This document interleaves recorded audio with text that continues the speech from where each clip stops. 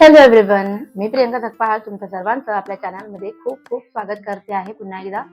So आज आपण बघणार आहोत तूळ म्हणजे लिब्रा राशीसाठी 2025 हे वर्ष कसं असणार आहे. हे वर्ष तर फटाफट येऊन निघून पण गेलं. 2026 अगदी उंबरठ्यावर आहे. बघूया हे वर्ष संपताना आणि नवीन वर्ष सुरू होताना, हे जो डिसेंबर 2025 आहे, हा दुवा आपल्यासाठी काय घेऊन आलेला आहे. या वर्षाने आपल्याला खूप काही शिकवलं असेल. बघूया आपण या क्षणी काय म्हणतात, या पर्टिक्युलर करंट सिच्युएशन मध्ये तुमच्या एनर्जीज काय सांगतात, मला तुमची सिच्युएशन काय आहे काय नाही ते आपण बघूया. लिब्रा राशीच्या लोकांचे करंट एनर्जीज काय आहेत. एनर्जीज सांगतात की you are enjoying your married life, किंवा even if you are unmarried you are happy with your family members. त्यानंतर 2 नंबरचं स्वॉर्ड्सचं कार्ड आलेलं आहे, विच शोज की तुमच्या मनामध्ये ना काही गोष्टींना घेऊन कन्फ्युजन आहे. क्लॅरिटी येत नाहीये की योग्य काय आहे अयोग्य काय आहे तुमच्यासाठी. व्हेरिन तुमचे इमोशन्स खूप जास्त इन्व्हॉल्ड आहेत त्या पर्टिक्युलर गोष्टीसाठी. शिवाय असं दाखवते की हातातून पैसे पण खूप जास्त खर्च होत आहेत. तुमचा स्वभाव नाहीये पैसे उधळायचा, पण काही ना काही कारण येऊन ना तुम्हाला पैसे खर्च करायची वेळ येते आहे. किंग ऑफ सॉर्ड्स दाखवते की तुमचा सध्याचा ॲटिट्यूड जो आहे तो आलेला कार्य करण्याचा आहे. ऑफकोर्स विथ लाईफ एक्सपिरियन्सेस तो कॉन्फिडन्स येतो की तो कॉन्फिडन्स असणं आणि ॲरोगन्स असणं याच्यात बारीकशी लाईन आहे, आणि तुम्ही नेमके त्या लाईनवर आहात सध्या, आणि उगाचच अरेला कार्य केलं जाते तुमच्याकडनं. काही गोष्टींमध्ये तुम्हाला तुमचीच लोकांमुळे दुःख झालेलं होतं. तुमच्या लोकांनी तुम्हाला त्रास दिला होता, आणि या पास्ट मधनं ना तुम्हाला बाहेर पडता येत नाहीये. कोणी काय तुमच्याशी कसं वागलं हे मनामध्ये त्याची ना उजळणी होते कुठे ना कुठे, आणि त्रास होतो तुम्हाला. बघूया आपण आता या नोटवरती हे सगळं पुढचं कसं रिलेशनशिप आणि हे ते सगळे कार्ड्स आपण बघूया. रिलेशनशिप काय सांगतात. रिलेशनशिप सांगतात तूळ म्हणजे लिब्रा राशीसाठी द चॅरियट, म्हणजे या रिलेशनशिपमध्ये पुढच्या स्टेजला जाण्यासाठी तुम्ही उत्सुक आहात. रिलेशनशिपमध्ये नुकतेच आला असाल तर लग्नाच्या दृष्टीने तुमचा विचार चालू आहे असं दिसतंय. ठीक आहे. एक चिटिंगचं कार्ड पण आलेलं आहे. सो होऊ शकतं की तुम्ही रिलेशनशिप मध्ये असताना ऍट द सेम टाइम तुम्ही चिटिंग करताय तुमच्या पार्टनर सोबत. ठीक आहे, म्हणजे फ्लर्टिंग असेल, समजा तुमचा पार्टनर एकदम फिक्स आहे पण दुसऱ्या कोणासोबत तरी तुम्ही फ्लर्टिंग सुद्धा करताय, चॅटिंग सुद्धा करताय, आणि जे तुम्हाला कळतंय की ते चुकीचं आहे पण होतंय तुमच्याकडनं.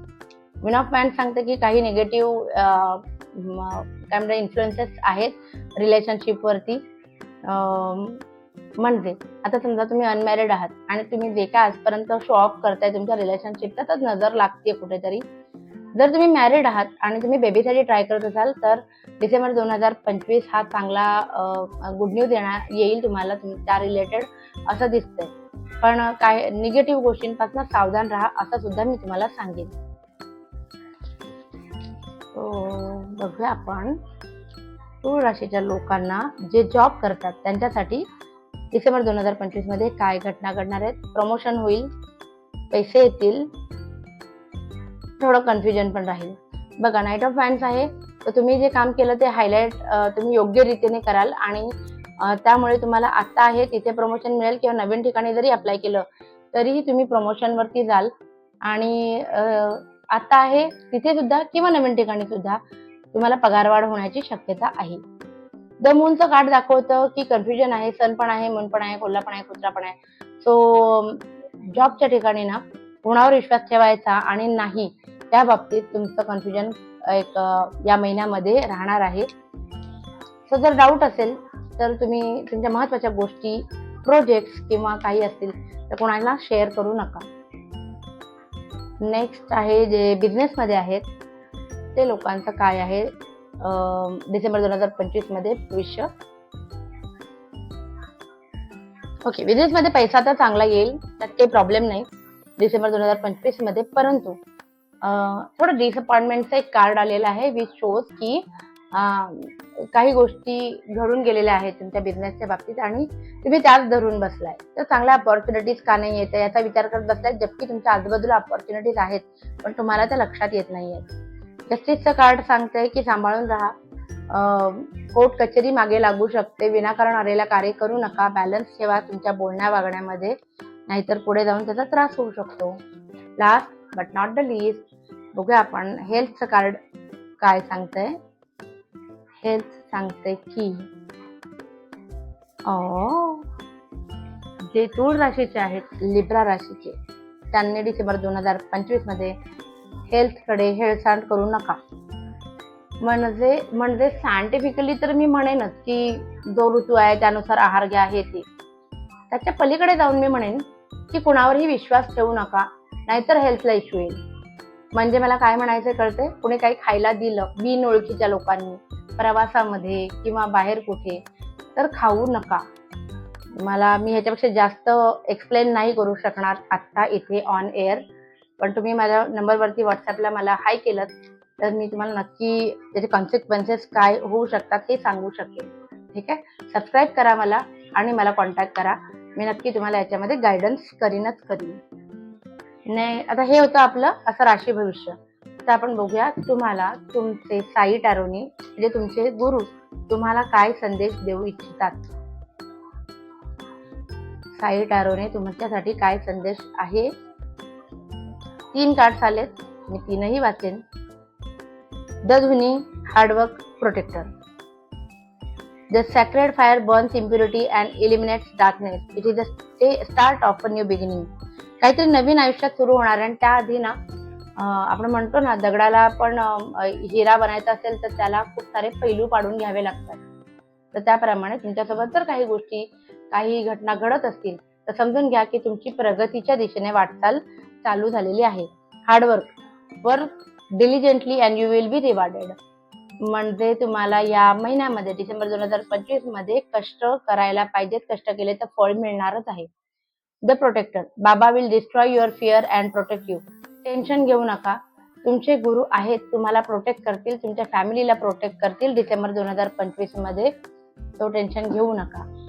आपण बघूया एंजल्स काय सांगतात तुमच्यासाठी.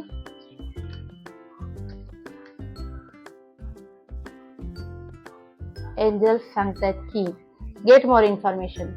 म्हणजे ज्या गोष्टीवरती तुम्हाला डाऊट आहे त्याच्याबद्दल पूर्ण माहिती घेतल्याशिवाय कोणताही महत्त्वाचा निर्णय घेऊ नका, नाहीतर तुम्हाला पुढे जाऊन पश्चाताप होऊ शकतो.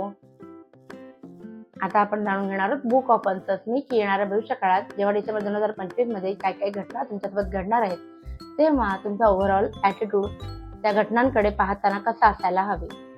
सुरुवात करूया. Don't be pressured into acting too quickly. अचानक कोणताही निर्णय घेऊ नका. कुठल्याही प्रेशरमध्ये येऊन महत्त्वाचा निर्णय अचानक घेऊ नका. आस्क युअर फादर, म्हणजे फादर फिगर तुमच्या आयुष्यात जे कोणी आहेत, तुमचे वडील, मोठे बंधू किंवा काका, आजोबा किंवा अगदी तुमचा मोठा मित्र, तर तुम्ही त्यांची एक निर्णय घेण्याआधी त्यांच्याशी सल्लामसलत करू शकता. Don't get caught up in your emotions. इमोशन्सने कोणताही निर्णय घेऊ नका. मगाशी पण आलं होतं तसंच. Don't ignore the obvious. कधी कधी डोळ्यांना दिसतं तोच योग्य रस्ता असतो, तो इग्नोर करू नका. You may have to drop other things. चुकीच्या सवयी तुम्हाला सोडून द्याव्या लागतील. ट्रस्ट युअर ओरिजिनल थॉट, म्हणजे आतून तुम्हाला काय वाटतं त्याच्यावरती कॉन्सन्ट्रेट केलं तर तुम्हाला तुमचे ध्येय गाठण्यासाठी नक्कीच मदत होईल. ऑन दिस गुड नोट आजचा व्हिडिओ आपण इथेच संपवतोय. पुन्हा भेटूया एका नवीन व्हिडिओमध्ये. तोपर्यंत please like, share and subscribe to my channel. Thank you so much. Bye bye.